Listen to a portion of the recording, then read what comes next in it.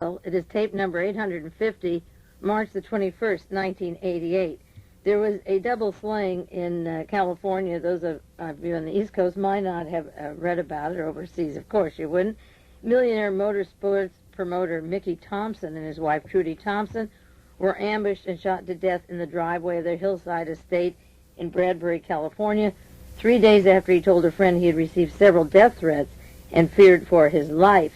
This double homicide was described in the San Jose Mercury as an assassination, and the details of that murder are not too important to this case, except to say that when I got the death threat of this person that caused me to believe he meant it when I shouldn't be on the radio, a lot of friends, well-meaning people, tried to say, well, that was first a lone nut, and secondly, people don't do those things who threaten to do them.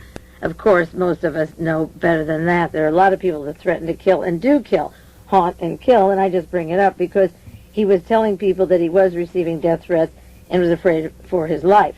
The motives were different there than in the case of the threat that I got, but the point is the mindset of people who threaten and carry it out is just as firm in most cases as people who say they want to commit suicide and then do that. So I just want to illustrate an example of what happened this week and say why I take the threat seriously. There are several books out, 3 books that are out, a lot of them coming, and I want to give you the titles and the authors so that they don't slip away from you. They're new, and right now when they're new we think we can always get them, and pretty soon they're not on the stand. Some of them aren't. One is Citizen Cohn by Nicholas von Hoffman, published by Doubleday. The person who wrote it, Nicholas von Hoffman, was on Larry King's program, and he was detailing, and I'm sure it's in the book, Roy Cohn's intense hatred for Robert Kennedy. He hated Robert Kennedy. There was a battle going between the two of them constantly. Of course, Robert Kennedy was trying to get rid of organized crime, or said he was in this country, making a start at it, and Roy Cohn's friends and clients were high up in the organized crime group. If you read the Torvet document, many of you have it, you'll read the role of Lionel Train Company and Roy Cohn representing Lionel. They not only made toy trains for little people, but they worked for the Defense Department. And the Torvet document goes into the relationship of Roy Cohn to the murder of John Kennedy, and then, of course, shortly afterwards was the murder of Robert Kennedy. I've had several requests for information on how to get videotapes. I may have had this on the air. I think I have before. I'm going to give it to you one more time and maybe update it from time to time. There's a place called Fusion Video, and it's a toll-free number, 1-800-338-7710. 24-hour toll-free. And they have videos such as Mein Kampf, Inside the Company, Philip Agee's account of CIA subversion, 3-part series of Pure Blood, which is a very, very important movie to own. To see what is happening now, you have to really visualize that and hear the explanations of the experiments of breeding children for the 1,000-year Reich. At least 100,000 of them are wandering around now, are in the ages of 40 to 45. They also have McCarthy, The Death of a Witch Hunter, the Spanish Civil War, and the Confessions of Bernhard Goetz. So call Fusion Video. They're located in Illinois. Toll-free, 1-800-338-7710. They also have Mein Kampf, a visual demonstration of how Hitler came to power. Another book that was reported in New Yorker and is now out is called Dangerous Dossiers, Exposing the Secret War Against America's Greatest Authors by Herbert Meetang, published by Donald Fine. It's 1895, an important book on how the literature was affected by Senator Joe McCarthy and his group. They also affected Hollywood and the art forms and kept us literally an ignorant country unless we sought out for ourselves the writers who were doing material but weren't publicized or who were blacklisted. And I think that's where I learned to catch on to the foreign films as being so authentic, because Hollywood was screening out the legitimate people who could make decent films. Another book that just came out is Waldheim, The Missing Years by Robert Erdwin Herzstein, Herzstein. This is a history book club selection. It just came out about the role that Waldheim played during the years of the war, that he kept quiet and suppressed his activities and lied about them. The San Francisco Chronicle this morning got a hold of a report of the Presidio Child Care Center that was suppressed and not released. The man who wrote the report was Colonel William J. Schaefer. The persons who wrote in the Chronicle got the report under Freedom of Information Act, and of course all charges were dropped against the molestation of at least 60 children at the Presidio. The Chronicle says when the molestation scandal erupted recently, the daycare center facility was understaffed, screened employees badly, kept sloppy records, and this report goes into recommendations of now putting a closed-circuit camera system and at a minimum one-way mirrors to prevent abuse of children in the future. This report, or at least parts of it, doesn't even say they were taken off the grounds to the location apartment of Michael Aquino and possibly other people. The report says there was insufficient child care staff, incomplete children's records of medical problems or indications of problems, incomplete staff records of the care workers, the training centers, and nothing about past histories, of course, of child molestation and other problems there. Sloppy background investigations of adult staff members, and 3 of the center's top administrators resigned after the scandal, and now they've been transferred to another place, and I wonder if when they're transferred, there's records of their past that caused them to leave San Francisco Presidio Nursery School in the first place. The report said there's an unsafe physical plant at the Presidio with what they call dead spots in which children or adults could hide from the child care staffers. It was in these inaccessible areas that some of the incidents of molestation allegedly took place. Gary Hambright was charged with committing lewd acts, oral copulation with children. In his care, he was indicted in late 1986. The case is still being investigated by the FBI, but the San Francisco District Attorney dropped the charges. And shockingly, this report was not given. I guess when the charges were dropped, the report was suppressed. So when the charges were dropped about a month ago, now we find out that there is a report. And one lady said on no occasion was my daughter where she was supposed to be when I came to pick her up. Frequently gates to the playground were unlocked. Anyone was allowed to enter. The staff also, according to the report, had employees who couldn't speak, write, or read the English language, and they were in charge of these children. So that is a report obtained by Freedom of Information that evidently was not used when the charges were dropped. Now, the indictments of the Big Four with the Iran-Contra affair are very interesting, and much could be said about them at the present time. I won't go into a lot of material that was available in the newspapers and the wire services this week, but the Bob Woodward story in the Washington Post is particularly interesting because I have mentioned on World Watchers before that Ollie North had to go all the way up to the Supreme Court because he wouldn't turn over a signature of his a copy of his handwriting, even though he's under the salary of the U.S. government at the present time, and all you'd have to do is walk up and say, sign this paper, and I'm sure he is writing or signing letters and things on the material he's working on now. It can't be all computers, I don't believe. And if it is, you just say, sign this.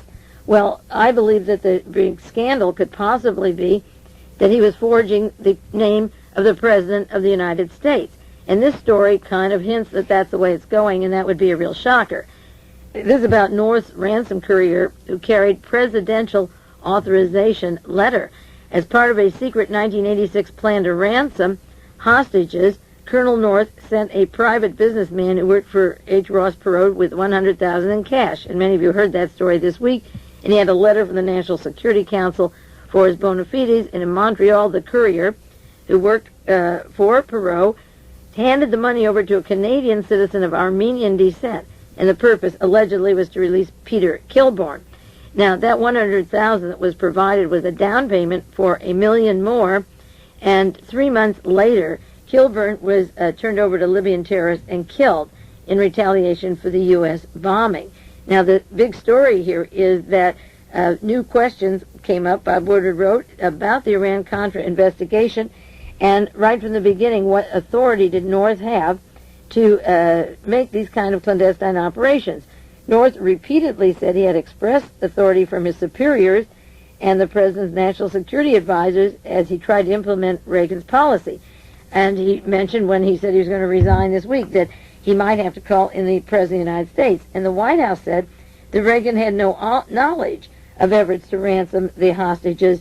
And so in the face of this, North was using the Drug Enforcement Agency, Ross Perot's money. He said it was personally approved by the president, but there's no finding and no indication at all that the president knew it unless North had forged his signature on those papers. Now, at the time all this was going on, North worked in the National Security Council with FBI agent Reville Buck Oliver, Oliver Buck Revelle. Got to turn around. His name is always confusing to me. FBI Executive Assistant Oliver Buck Revelle. And Revelle worked with North on, in quotes, terrorism. Now, at the time of the Berlin disco bombing, they were blaming Gaddafi, this team in the National Security Council, and Reagan was on way to the summit in Japan, the financial summit, and he took away all the news of the financial deficit in the budget and the international monetary problems to talk about Gaddafi. And then all of a sudden, the charges of Gaddafi being responsible for the disco bombing in Berlin were the reason for us to bomb Libya, and our allies wouldn't go along with us. They didn't believe it. Only Margaret Thatcher would let the airplanes leave from England. And later it turned out that a Syrian was involved, several Syrians were involved, and not Gaddafi at all. Now this money went to a man in Damascus. The CIA has traced the money, and he spent it on high living. And so the money, over 100,000 with a guarantee of $1 million, went to Syria. And Syria was a country that was involved with the bombing. And I believe that we set up that bombing so we could bomb Libya. Ollie North would look strong. They'd look like they were tough on terrorism. I believed all along it was an agent provocateur action. And, of course, the president wouldn't sign his name to that. And the courier delivered the money to a man who the CIA knew and saw spending it, not for the purposes that it was supposed to be spent for. And the San Francisco Examiner, as part of that article, said from the Washington Post quoting that FBI Director William Webster, now CIA Director, approved that the FBI participate in the plan also. The newspaper said the plan was discussed with Edwin Meese. And North said he had the authority from his superiors, but the White House said Reagan had absolutely no knowledge, and as I say, he would have to sign a finding.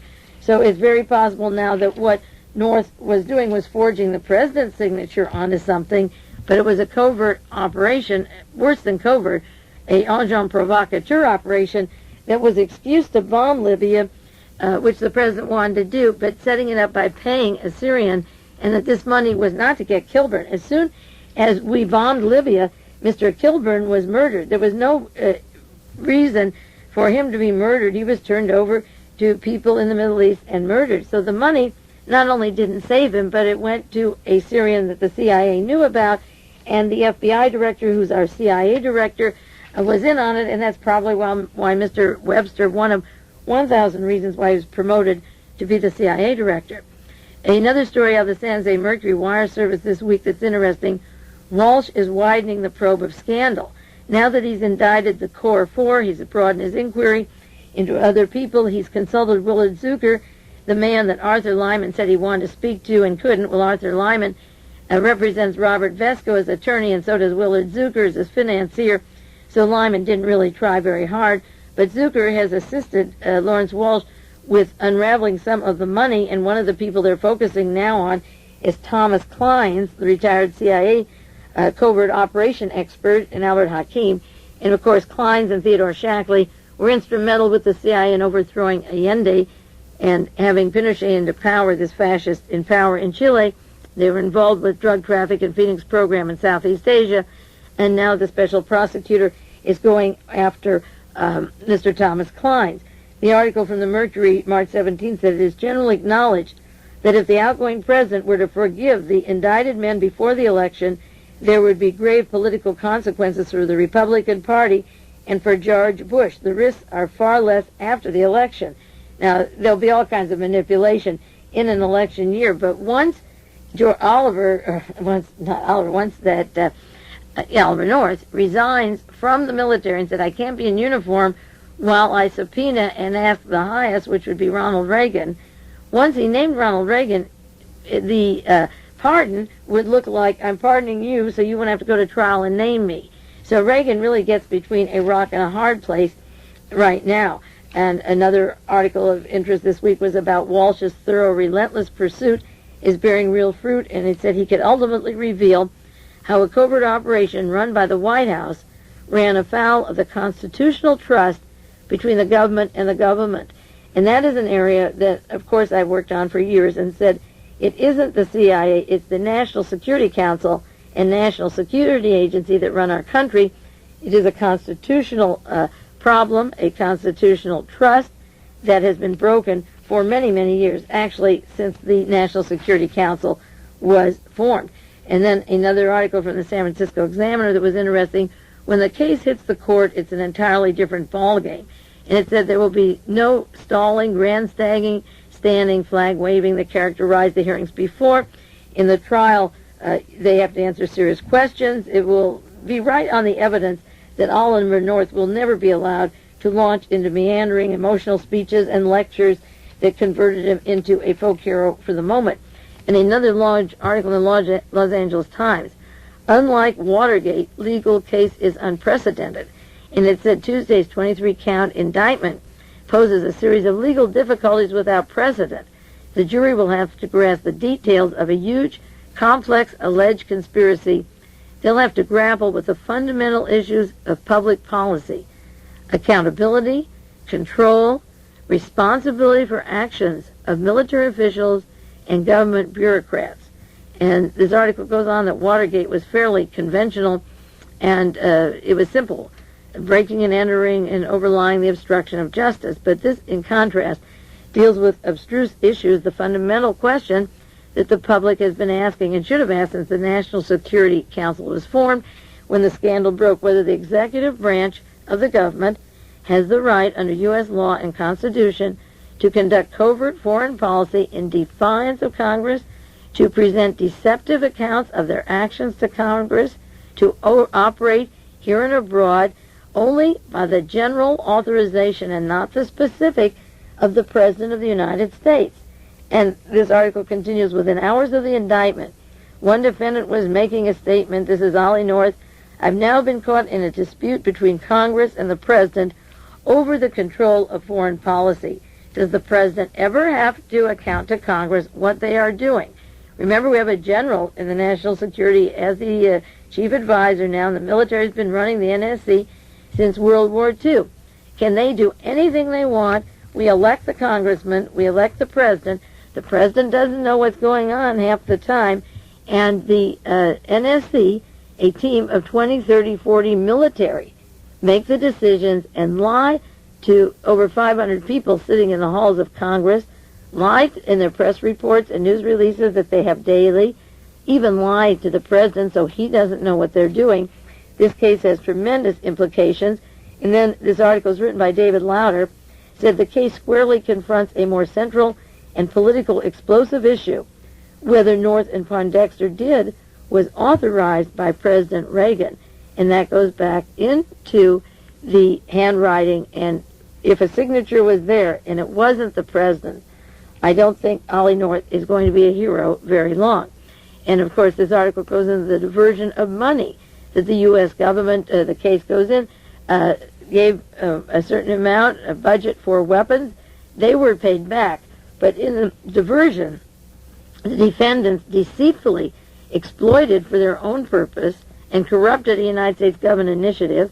They deprived the government of honest and faithful services of employees, free of conflict of interest, corruption, or self-dealing. And in this case, Lawrence Walsh has gone around the Boland Amendment. It isn't a question of when Congress says you can't arm the Contras, can you get it from other sources? He's avoiding the issue of the Boland Amendment entirely and saying when these people had the intention to arm the Contras and they're in private business, they sent them pennies while they accrued millions of dollars, 14 or 16 million, and at least 7 in their names at Merrill Lynch in London for themselves when the Contras needed material.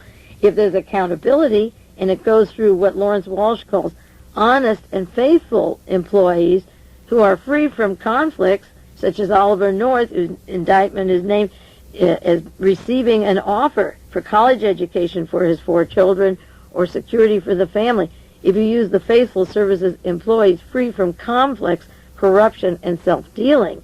Where does the money go when there's no accountability?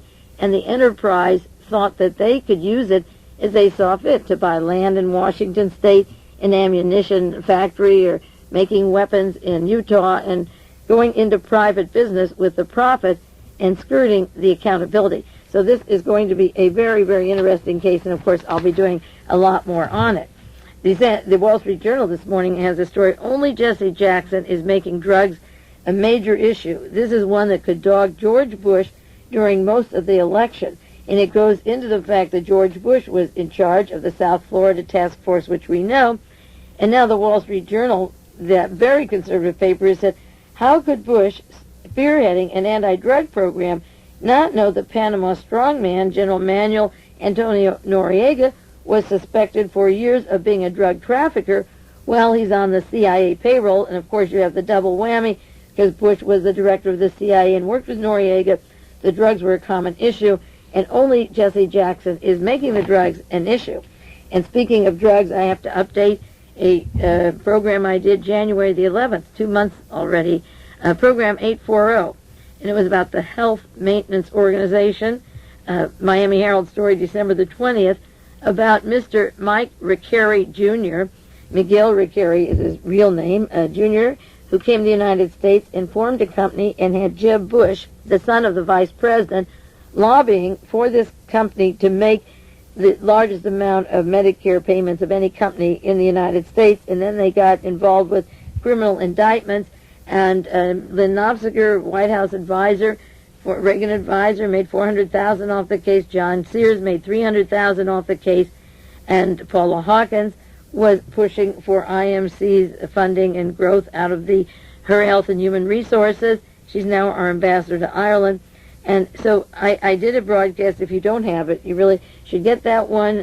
New listeners who don't have tape 840, you should have all of them, because I refer to them frequently. And one of the key points about this HMO Health Maintenance Organization was that it was set up by the notorious drug dealers Robert Vesco and Santos Traficanta.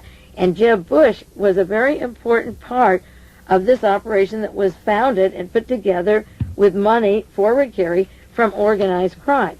Now, to follow that up, there's a long article in the Miami Herald by Lisa Getter at March the 4th, 1988, and it isn't making the wire services, of course. Across the front of the Herald, Jeb Bush's firm got $75,000 from IMC. $75,000. He stood to make over $1 million and immediate $250,000. And the gist of the article was, at the time that Mr. Riccari was trying to get federal money for his medical foundation group, Miguel Riccari, Jeb Bush was using his authority to call Washington, and he stood to make profits from the deal. The articles, this is the son of the Vice President of the United States. Jeb Bush called a federal regulator on behalf of the controversial International Medical Center, IMC, and I had that before, where he stood to gain $250,000 in a real estate deal. Now, the sworn congressional testimony is being released of the Subcommittee on Government Operations, the Subcommittee on Intergovernment Relations and Human Resources. The hearings on this matter took place in December, and now they're just coming out as George Bush is running for President of the United States. It said, according to the sworn testimony in the congressional hearings, he tried to steer millions of federal dollars to IMC. The company collapsed. It was charged with fraud, bribery, political influence peddling, and they even paid George Bush a lot of money when he was running for the Republican position in the last elections. IMC paid heavily to the Republicans, and Jeb Bush was calling because he had a real estate firm that he was running. He's now working as Florida Secretary of Commerce. He had a real estate firm, and he was trying to get a deal where IMC would buy $12 million real estate. This deal Bush was pushing, Jeb Bush, for IMC. It never materialized because the company went bankrupt, but he would have received at least a $250,000 real estate commission right off the record. Now, if it's a $12 million real estate deal and he's involved with the company, you know it would be more than $250,000, but they paid him $75,000, the records show, and the Miami Herald has a picture of 3 checks for $25,000 each paid to Bush Realty. and Bush Realty is trying to get the government to give Mike Recarey a hunk of money so he can buy real estate from the vice president's son. The article says Bush's work sought a new IMC corporate headquarters, and it took federal and state scrutiny to investigate this property, and while they were investigating the largest health maintenance organization in Florida, the company collapsed, and as I say, it was put together by the people such as Santos Trafficante, who died when the Iran-Contra story began to be unfolding. And when the scandal was unfolding was the time Trafficante died and Robert Vesco was still alive, and a grand jury indicted Recarey and his brother and two other members in an elaborate scheme. Now, Recarey has gone off with a large debt that he owes, money that hasn't been paid so far, millions of dollars, about $41 million. He flipped off somewhere and is hiding. And his co-workers just got prosecuted. The Miami Herald had a story February 27th. 3 get prison term in IMC bribe scandal. A federal judge sentenced 3 white-collar criminals of the International Medical Center's bribery scandal, men who are community leaders, and the attorney pleaded for them for Jorge Recarey, the brother of fugitive Mike Recarey. Mike goes off, and the attorney said, these are hard workers, they're war heroes, they're family men. And the judge said that this is a crime, that hundreds of thousands of people had been hurt, that they were ordered to 3 years to minimum security prison, that's the golf course type of prison, where they can stay free until they appeal it. But the chief kingpin of all this has skipped the country with his money, and his brother and 2 of his employees are going to prison. And Jeb Bush is very involved in this. It's a long article that said that he wrote persons in Washington and pleaded for them to get money for IMC. He didn't disclose the deal to the regulators when he phoned on the behalf of IMC that he was selling the real estate land that they would use when they got the money. And Mr. Haddow, I mentioned him before on other broadcasts, C. McLean Haddow, a former Health and Human Services Chief of Staff, became an IMC consultant in 1986. When they got a hunk of money because of Jeb Bush's calling, he left the federal agency and went to work in 1986, and he testified that Jeb Bush called him at Margaret Heckler's request after Bush phoned her about the waiver, a technical waiver that would allow them to have the money they wanted. He testified that he noted the phone call in his daily logs. Haddow destroyed a letter he had written when he denied the waiver, and then sent one approving it when he got a call from Jeb Bush. At the time Bush made the calls, he was chairman of the Dade Republican Party. He said he was acting as he would for any constituent in Florida. He never mentioned any personal financial interest to Mr. Mole in the department in Washington either. Recarey, according to this story, is a heavy political contributor to the state and national election with a penchant for turning his political ties into business. And that is the story of Jeb Bush, IMC, and remember the company was started by the international drug traffickers to begin with. So George Bush, as I look at the material I've been doing and pulling out the past sheets and looking at the current news, you can really see why the powers that be wouldn't want me on very many radio stations at this time. I've gotten a lot of mileage up till now, but this is an election year, and it's an important year for all of us. And if I were out there, I'd probably shut me up too. But that doesn't mean that you people can't use this material. You don't have to say Mae Brussel said this. Along with your tapes, as you know, is a bibliography sheet. You can go to the library and copy these articles from the Miami Herald. Most of the big libraries probably have it. And work on the story of Jeb Bush. And that earlier source of information on tape 840 gives the information about Santos Trafficante and Robert Vesco putting the seed money into Mr. Recarey's operation. Now, there's so much news to cover all over the place, but each 1/2 hour of the programs, I'll update general news and then do a continuous series on material that I've done before or new material that is very important that we have to study in depth and not give it a 2 or 3 minute comment. Each item deserves a lot of attention. But right now there's a trial going on in Fort Smith, Arkansas, and it has to do with the Nazi Party and the Ku Klux Klan and the Aryan Nations. It's a very complicated story. I started subscribing to the newspaper in Fort Smith so that I can understand what is going on and so that I can share it with you, because there's articles every day concerning that trial, and I also have a log of all the papers I take, and I'm checking off any one of those that has a story on the trial. So far, through a large amount of articles from the first few days of the trial, only the New York Times has had anything Liberty Lobby and Kansas City Star.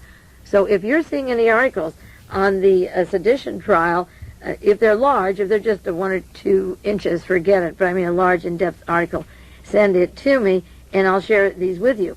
Now, as background, I'm going to give you the story of the 14 defendants. That may take the half hour, but next week I'll do part 2 on the implications of this trial, and some of them are horrendous. There isn't a day that or a week that I'm not really shocked, and I'm not even shock-proof after all these years, but some of these stories are really bad, and of course they're not coming out through a lot of the sources that we should depend upon. One of the most shocking stories came out of The Guardian. They had an article on this, and I'll share that with you.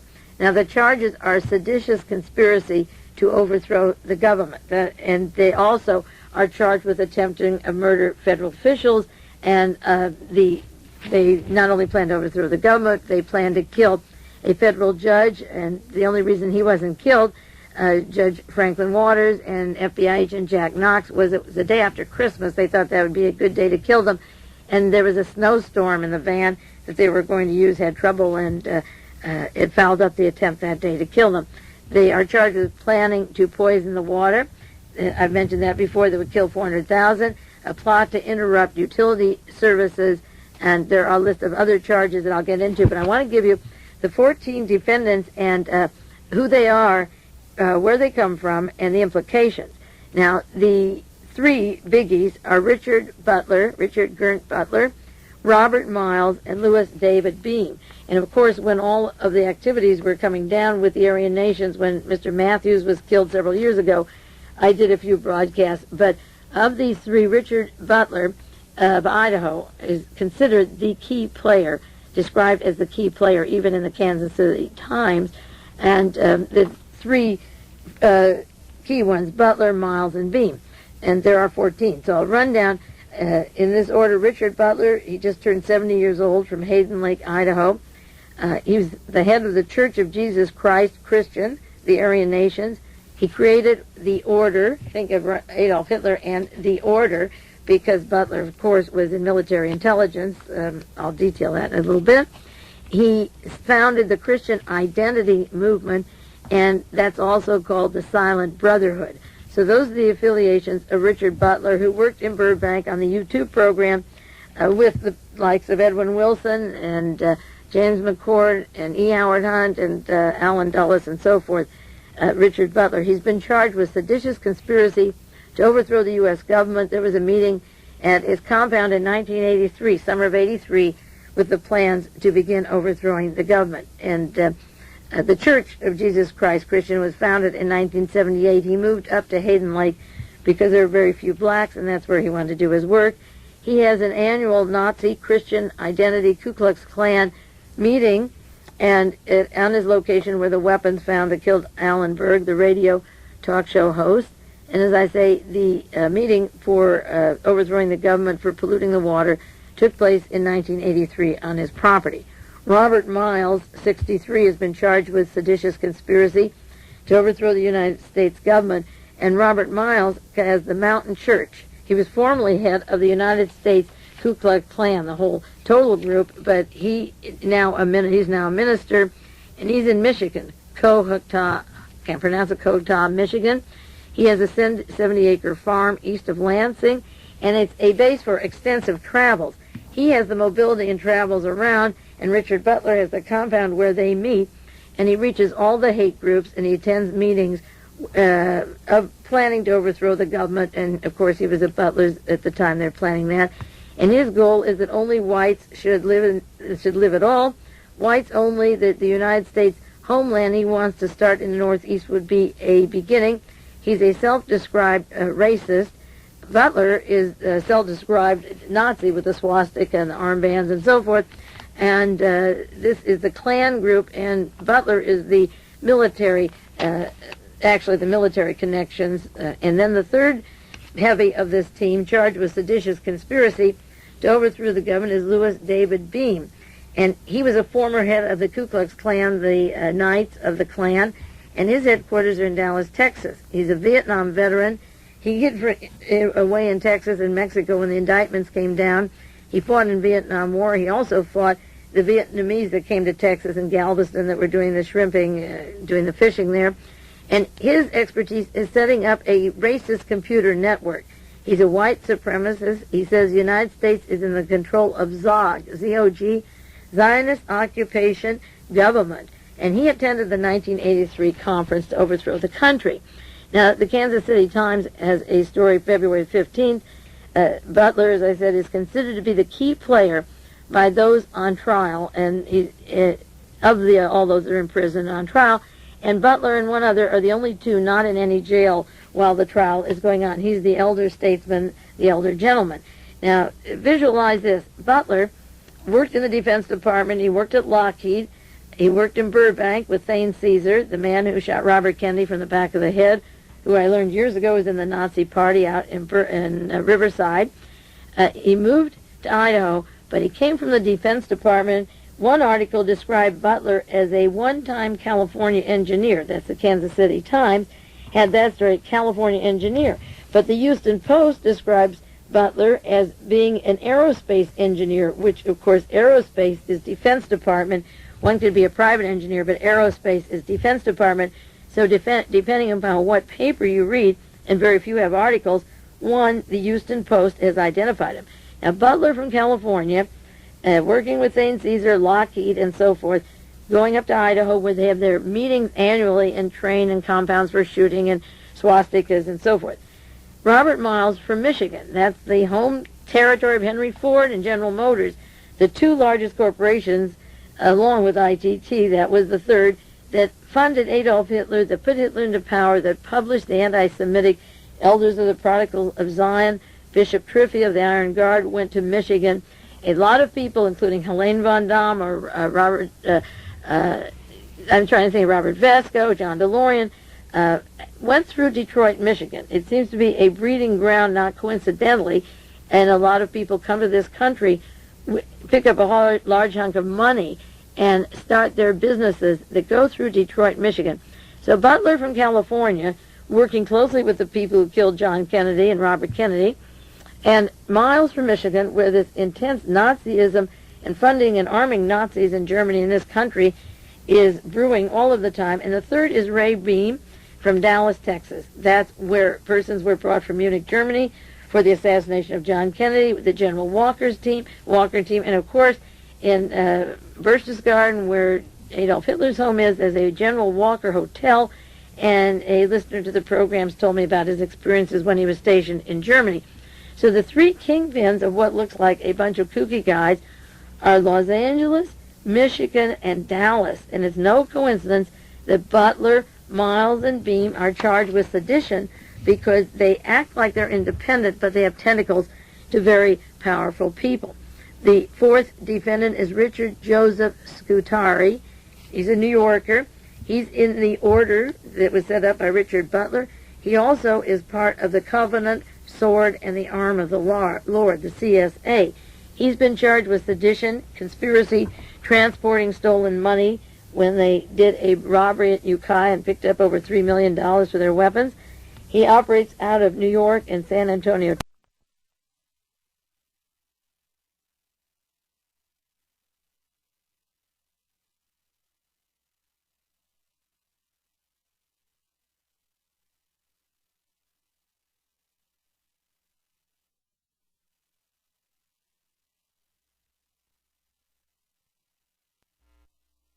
To him at the compound between Missouri and Arkansas. It's sort of a colonial dignitad training place for these people that has, for the time being, been closed down. Bruce Carroll Pierce is the fifth defendant, charged with seditious conspiracies, 37, a member of the order that the group set up in Idaho, Hayden Lake, with Butler. He's now in a U.S. penitentiary in Leavenworth for racketeering. He was convicted for killing Alan Berg in Denver, Colorado. As I say, the weapons that killed Berg were found on the property of Richard Butler, the aerospace engineer, and Bruce Carroll Pierce was part of that. Andrew Virgin Barnhill, 32, sixth defendant, charged with seditious conspiracy, transporting stolen money. a member of the covenant, sword, and arm of the Lord. And as I go through these 12 defendants, and as I describe the trial, some of it will be repeating to tie in the loose ends, the organizations being the Church of Jesus Christ Christian, the Aryan Nation, the Order, Identity, Silent Brotherhood, Covenant, Sword, Arm of the Lord, Ku Klux Klan, and Nazi Party. Those are the main branches with the same mindset and thinking, but everyone has to be a president or secretary of something, so they've each given themselves names, and of course the ministers are Richard Butler and Robert Miles.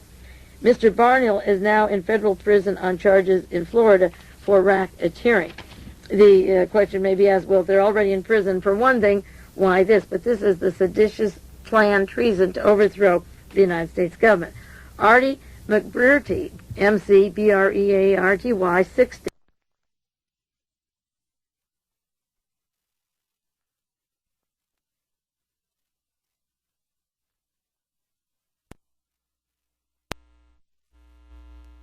They work together, this large encampment where they train together. He's part of that. They overlap, of course, Missouri-Arkansas border.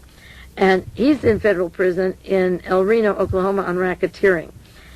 David Eden Lane, his name is quite prominent in a lot of Nazi activities. And I have to check up. I think Lane was involved with Robert Vesco, trying to help the Nazi and Klan take Dominica Island. I'll look that up. I just remember now that name rang a bell with those operations. He's been charged with seditious conspiracy. He's a member of the Order of Richard Butler. He has long, strong links to the Ku Klux Klan, and he mingles with all of them like Richard Butler. He goes to conferences, and he's one of these kingpins that roves around. He's now in the U.S. Penitentiary in Marion, Illinois for racketeering. His home base was Colorado, and he's been charged with the murder of Alan Berg, the killing of Alan Berg. Lambert Miller is the 9th defendant. He's been charged with 2 counts of a conspiracy to kill the federal judge and the FBI agent I mentioned. He's part of the Covenant, Sword, and Arm of the Lord. His home base was Springfield, Missouri. Robert Neal Smalley is the 10th defendant, convicted of racketeering and also altering records and hiding arms and the sales of arms to the Order. He is a man who supplies the weapons. He's a gun dealer, and he took stolen money from the Brinks robbery in Ukiah and other places. The murder of a man in a pawn shop was done, and I'll do more details on it, because he was Jewish, and that money is used to buy weapons. This man was receiving stolen money, and it was money for the Order, Richard Butler's group, and then they would buy their weapons. His home base is Fort Smith, Arkansas. There's 2 family members in this case, witnesses or defendants, 11 and 12, I've numbered them. One is Ivan Ray Wade, he's 36, and the other is his father, William Wade. And Ivan's been charged with threat against federal officials and conspiring to kill federal officials. He was in on that plot to kill the FBI agent and the judge, and his father's been charged with conspiring to kill federal officials also. Both of them are heavily involved in the Ku Klux Klan. Their home base is Smithville, Arkansas, and according to the newspapers there, Wades are well-known citizens. The father was the chosen Arkansas Farm Family of the Year and served on the State Farm Commission. And Wade and his son together, William Wade and his son Ivan, wanted to help James Ellison after Gordon Call, and I'll do more on that. The tax protester was murdered. They volunteered to help get vengeance upon the federal authorities for killing Mr. Hall, and they harbored Gordon Call before he was killed by the federal marshals. It was their property on their farm that he fled, and on that farm were persons' home was rented to that they owned to a lady who also is not indicted, but where Gordon Call stayed. Richard Wayne Snell is a 13th defendant. He's 57, convicted of slaying the Arkansas pawn shop owner because he was Jewish and an Arkansas state trooper, and for a third murder. And he's also been charged with seditious conspiracy plot to kill a federal official. His home base is Muse, Oklahoma, originally from Missouri, and he's on death row in Arkansas for another murder. The defendants have tried to say that what we are telling you is unpopular, but it's freedom of speech. And of course, the prosecution is saying speech, nothing. We've located drums of cyanide that would kill 400,000 people, and it doesn't have to do with speech, it has to do with acts. The final defendant of the 14, David Michael McGuire, 25, charged with 2 counts of conspiracy to kill federal officials. His link is to the CSA, the Covenant Sword and Arm of the Lord, and to their leader, James Ellison, who has a track record not to be proud of, but he is getting immunity, and Ellison is going to get a new identity for him and his wife and his 9 children in return for spilling out the details of the prosecution. So this story now to unfold in some of the other details about it. The two killings led to the opening of this case. One was in 1984 when an Arkansas state trooper was killed, and it was traced to the Missouri-Arkansas compound of the well-organized Covenant Sword and Arm of the Lord after this murder of the state trooper. And then the weapons to kill Alan Berg were located in the Aryan Nations compound up in Idaho. And it was these 2 murders that led to the investigation and the sedition trial indictments that were placed April 1987. And according to the indictment, these groups traveled frequently, and of course, and I'll detail it as we go on, there are links to other fascists in this country and to Nazi Germany, the old Nazis, the neo-Nazis, and so forth. I detailed the links of Richard Butler to these people several years ago, but there's many new listeners now, and some have to be reminded, including myself, of just how tangled this web is. But they've been highly armed, and they are a group of racist, right-wing zealots who, as I say, travel frequently and even setting up their own radio talk show for Nazism and Aryan Nations in Utah that became very controversial. According to the prosecution and U.S. attorney, these men and these groups can pose a serious threat against the United States. They went well beyond talking and writing. They took direct action. Direct action, coincidentally or maybe not, is the name for the radical group in France that is funded by the Nazi François Junot, who attended the meetings in 1943 when the Nazis went underground. He's the money man for blood spilling for terror in Europe, and his group is called Direct Action, but the prosecutor just said they took direct action. And these indictments are iffy and sticky because if the men are out, it means that you can stockpile drums of cyanide, that you can get ammunition of all kinds, that you can practice shooting bodies, cardboard of police and black people. You can give orders to kill Jews on sight and so forth. But if they go to prison, then the vacuum is filled with new leaders that come along because they become heroes, just as Adolf Hitler became a hero when he went into jail. It's like the Munich push. There's no winning in this. There's absolutely no winning either way because it's gone so far. Now, in 1985, the Arkansas compound was closed down several years ago, and this was a paramilitary training site. Now, we have some paramilitary sites, one by Franklin Camper, who was teaching the Sikhs how to blow up atomic energy plants and bomb airplanes. Camper is now in jail for firebombing 2 homes out in Riverside in California, he himself personally going to California. But we're never going to run out of paramilitary training sites, and if you don't believe that, just read Soldier of Fortune for 1 month. But this particular one was closed down, and they had piles of weapons, and some of these men have already been convicted of murder, and there's dozens of leaders involved here of interrelated survivalist groups, some in jail, some out, a few are dead, and some are providing evidence against each other. Now, Butler, who heads the order, the compound up in Utah, was and always has been the focal point of activity. And as I say, he's not in jail now while the trial's going on in Arkansas. He's on the outside giving press releases and holding rallies with the Klan right in town, and people are coming from all over the country for support for these people. He founded the Christian Identity Movement, where he teaches religious ideas under the hate umbrella, and he seems to do that pretty good. Butler, as I say, was a California engineer until the mid-'70s, and then he moved up to Utah, where he does his operations. He has people up there that he converts into the operations. They wear shirts that say White Power shirts, and the shirts that are advertised in Soldier of Fortune and Gung Ho and other magazines are very offensive about who to murder and who not to murder. And he has paramilitary training there, and at the end of their meetings, they give the Hitler arm salute up in the air and look at a swastika that hangs over his pulpit. And Richard Butler has this annual Congress, as I say, of patriotic soldiers, anti-Semitic, anti-black, anti-gay, and Butler has planned his own, in planning his own defense, he's arguing that this is freedom of speech, but every week he's making tape cassettes, and he's sending them out to radio stations so that his followers will be posted. And I say again, Khomeini made tape cassettes in Paris, that's how he got in Iran. How many of you will take this tape cassette and make 5 copies or have somebody make them for you and send them on? I bet that listeners to World Watchers won't send out as many cassettes as Mr. Butler gets out, but people think they are well-meaning and that there's a necessity to spread information about these people. Maybe as time goes on and things get more heated, the urgency of this activity will become apparent to people who haven't done it until now.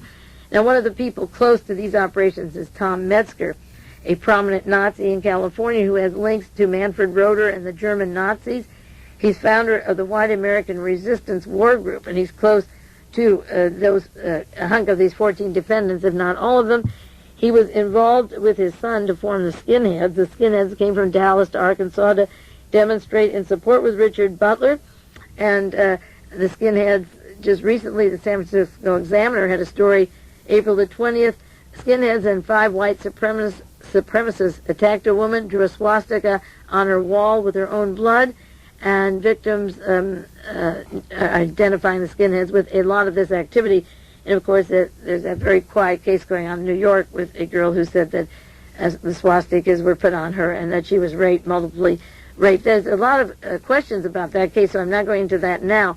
But Richard Butler is involved with Metzger and the Skinheads, and they're supporting him in the case. Dan Gayman, G-A-Y-M-E-N, from Shell City, Missouri, may be one of the people to take over if Richard Butler or the others are kept in jail for a while. These are the people that would succeed him, Tom Metzger and Dan Gayman of Shell City, Missouri. He's associated with Richard Butler. He could move into the leadership role, according to the news accounts. He's part of the Aryan Nations, the Order, and the Identity, and they work their way up very nicely and have backups, which a lot of the so-called liberal groups don't have either, of people to come in and fill the space. Now, this trial of the 14 is the very first time in the United States government that sedition charges have been against white supremacists, and it's a very important story, and it's shocking how little news is coming out about this. And evening news, nothing about what's going on in the trial. The indictments include more than 100,000 overt acts. They involve 13 states. That's pretty widespread. There are more than 200 witnesses to come, 1,200 pieces of evidence, and of course a lot of books on how to kill, unconventional warfare devices and techniques, expedient hand grenades, etc. And there are code names that Louis David Beam has and gave. He's the Lone Star, of course, he's from Texas, but he set up the computer network and they have their own codes, so it's hard for a person tapping in or working sometimes to even identify who's giving the messages. And the Ku Klux Klan, as I say, and the Skinheads are demonstrating in Arkansas and supporting Richard Butler and Robert Miles. These 2 men are so important, and they're not in prison. They're outside doing radio shows and programs and letting the world know what's going on according to their view. Now, 2 of the defendants in this case, William Wade and Ivan Wade, claim to be Choctaw Indians. And they, on their defense, they said these wouldn't be white supremacists because they wouldn't include 2 Indians. And Ivan said, I wouldn't be part of that group. You have the wrong person, because I heard a tape in which one of them, one of the things on their tape cassettes that they make for each other involved the slaying of Indians in America.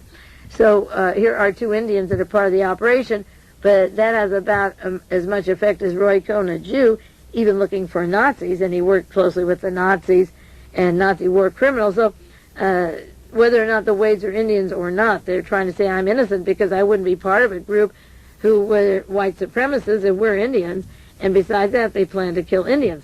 There were a lot of Jews in Nazi Germany that heard talk of killing Jews and supported Adolf Hitler and then were killed later. That didn't mean that Hitler was taking over the whole country and everything the Jews had. It just means that the Jews were stupid for working with Adolf Hitler. Now, Gordon Cole was murdered several years ago, 1983. Remember him?